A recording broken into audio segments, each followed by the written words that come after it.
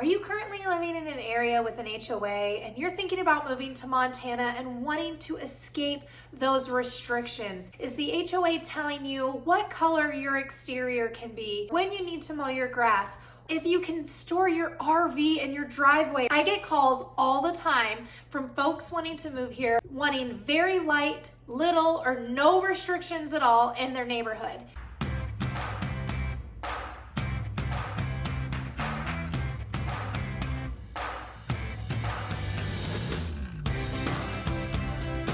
If it's your first time tuning in, welcome. My name is Alyssa Webb and I'm a real estate agent in the Billings, Montana area, and you can call me the Montana Real Estate Mom.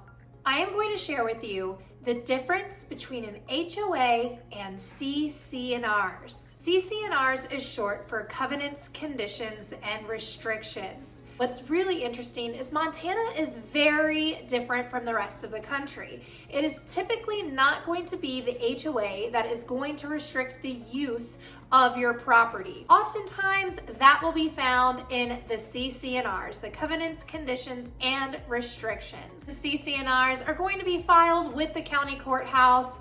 Usually they are on file with a listing and the agent will have access to these documents. If the listing agent did not do their research and get these documents from the county courthouse, your buyer's agent can look these up as well. Typically, when you go under contract with a property, the title company will be able to get you these documents.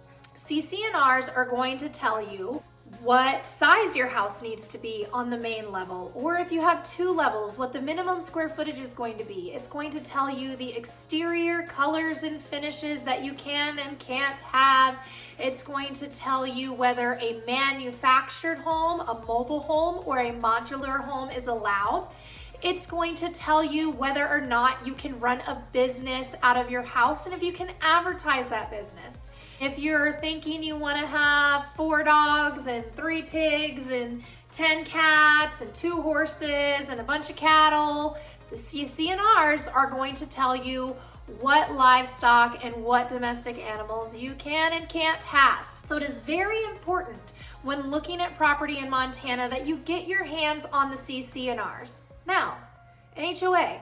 I'm not saying we don't have HOAs. We do have HOAs, but these HOAs are very different here. The HOA typically is in charge of exterior maintenance, such as mowing the lawn, keeping common areas clear of debris and trash, or snow removal. Snow removal is a common one here that HOAs cover. Some HOAs in Billings and the surrounding areas will cover a portion of your utility fees like water. Sometimes they will cover your insurance, whether that is from the studs in or studs out.